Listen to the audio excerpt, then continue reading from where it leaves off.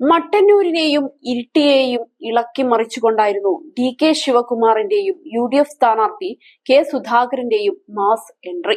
10,000-കണക്കിന് പ്രവർത്തകരാണ് UDF സ്ഥാനാർത്ഥി K സുധാകരന്റെ തെരഞ്ഞെടുപ്പ് പ്രചരണമായി സംഘടിപ്പിച്ച റോഡ് ഷോയിൽ പങ്കെടുക്കാൻ എത്തിയത്. മട്ടന്നൂർ തലശ്ശേരി റോഡിൽ കനാൽ പരിസരത്തു നിന്നാണ് റോഡ് ഷോ ആരംഭിച്ചത്. പ്രവർത്തകരിൽ ആവേശം കൊള്ളിച്ചാണ് റോഡ് ഷോ കടന്നുപോയത്.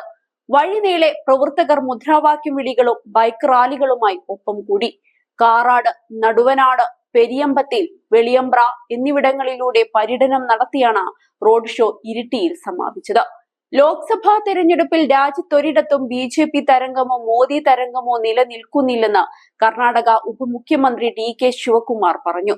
ഇന്ത്യാ സഖ്യം ദേശീയ തലത്തിൽ സർക്കാർ രൂപീകരിക്കുമെന്നതിൽ സംശയം വേണ്ട. നരേന്ദ്രമോദിക്കും BJP നേതാക്കൾക്കും ഉറക്കമില്ലാത്ത രാത്രികളാകും ഈ തെരഞ്ഞെടുപ്പ് സമ്മാനിക്കാൻ പോകുന്നതെന്നും ശിവകുമാർ തുറന്നടിച്ചു. ഏതായാലും DKയെ ഇറക്കി പ്രചരണം കൊഴുപ്പിച്ചതോടെ വിജയം ഉറപ്പായെന്ന പ്രതീക്ഷയിലാണ് സുധാകരനും കൂട്ടരും. അതേസമയം ലോക്സഭാ തെരഞ്ഞെടുപ്പിന്റെ ഭാഗമായി കണ്ണൂർ പാർലമെന്റ് മണ്ഡലത്തിൽ വീട്ടിലെത്തി വോട്ട് ചെയ്യിപ്പിക്കലിന് തുടക്കമായി കഴിഞ്ഞു. 7 നിയമസഭാ മണ്ഡലങ്ങളിലായി ആദ്യ ദിനം 1308 പേർ പോസ്റ്റലിൽ വോട്ട് രേഖപ്പെടുത്തി. ഭിന്നശേഷിക്കാരുടെയും 85 വയസ്സ് കഴിഞ്ഞവരുടെയുമാണ് വോട്ട് രേഖപ്പെടുത്തുന്നത്. ആദ്യ ദിനം 85 വയസ്സു കഴിഞ്ഞ 1008 പേരും 300 ഭിന്നശേഷിക്കാരുമാണ് പോസ്റ്റൽ വോട്ടിംഗ് സൗകര്യം പ്രയോജനപ്പെടുത്തിയത്. വോട്ട് രേഖപ്പെടുത്തിയ ബാലറ്റുകൾ തിങ്കളാഴ്ച രാത്രി തന്നെ ഉപഭരണാധികാരിക്ക് കൈമാറി സ്ട്രോങ് റൂമിലേക്ക് മാറ്റി. തിങ്കളാഴ്ച രാവിലെ അതാത് നിയമസഭാ മണ്ഡലത്തിലെ വിതരണ കേന്ദ്രത്തിൽ നിന്ന് പോസ്റ്റൽ ബാലറ്റുകൾ ഉപഭരണാധികാരിയിൽ നിന്ന് സ്വീകരിച്ചാണ് അർഹരായവരുടെ വീടുകളിലെത്തി വോട്ട് ചെയ്യിപ്പിക്കലിന് തുടക്കമായത്. ആദ്യ ദിവസം വോട്ടർ വീട്ടിലില്ലെങ്കിൽ ടീം വേറൊരു ദിവസം ആ വോട്ടറുടെ വീട്ടിൽ വരികയും വോട്ട് ചെയ്യാനുള്ള സൗകര്യം ഒരുക്കുകയും ചെയ്യും. രണ്ടാമത്തെ സന്ദർശനത്തിന്റെ തീയതി ആദ്യ സന്ദർശന വേളയിൽ തന്നെ വോട്ടറുടെ വീട്ടുകാരെ അറിയിക്കുന്നുണ്ട്. ഇത് ഉപയോഗപ്പെടുത്തിയില്ലെങ്കിൽ പിന്നീട് മറ്റൊരവസരം ലഭിക്കില്ല.